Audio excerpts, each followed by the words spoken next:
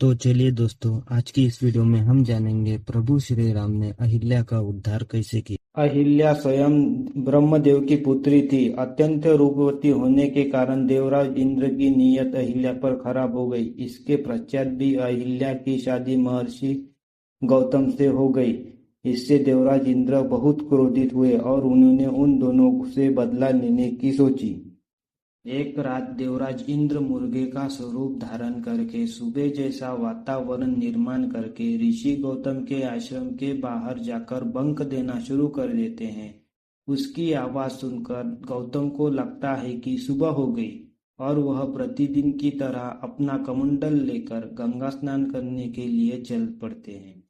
पीछे से देवराज इंद्र ऋषि गौतम का वेश धारण करके अहिल्या के पास चले जाते हैं और उनके साथ समागास करते हैं। जब ऋषि गौतम तट पर स्नान कर रहे होते हैं, तब उन्हें आभास होता है कि उनके साथ छल हुआ है। अभी सुबह हुई ही नहीं है, अवश्य ही उनके साथ छल हुआ है। इसलिए वह तुरंत ही अपने आश्रम की तरफ चल देते। ऋषि गौतम अपने आश्रम पहुंचते हैं तो वह देखते हैं कि उन्हीं की भेष में एक व्यक्ति उनकी कुटिया से निकल रहा है। ऋषि गौतम परम तपस्वी थे, इसलिए वह छल के वेश में भी देवराज इंद्र को पहचान जाते हैं और उसे क्रूप होने का श्राप दे देते हैं। यह सुनकर अहिल्या अपनी कुटिया से बाहर निकलती है। तब वह समझ जाती है कि उसके साथ छल हुआ है और वह अपने पति ऋषि गौतम के पैरों में गिरकर क्षमा मांगने लगती है। लेकिन क्रोध में भरे हुए श्री गौतम ने उन्हें क्षमा नहीं किया और तुरंत ही पत्थर में बदल जाने का श्राप दे दिया। बार बार मिन्नत करने के बाद ऋषि गौतम को अहिल्या पर दया आ जाती है और वह उसी के मुक्ति का मार्ग बताते हैं।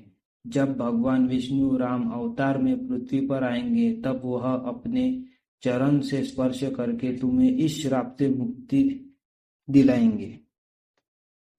का वध के बाद जब महर्षि विश्वामित्र श्री राम और लक्ष्मण के साथ जनकपुरी की तरफ रवाना होते हैं, तब वह ऋषि गौतम के आश्रम से होकर गुजरते हैं, जहाँ पर वह श्री राम को अहिल्या की कहानी बताते हैं। तब श्री राम अपने पैरों से स्पर्श करके पाषाण से परिवर्तित हो चुकी अहिल्या को श्रापमुक्त करते और इस तरह भगवान राम के द्वारा अहिल्या का उद्धार हो जाता है। तो गाइस, आज की वीडियो में बस इतना ही, और ऐसी कहानी के लिए हमारे चैनल को लाइक कीजिए, सब्सक्राइब कीजिए।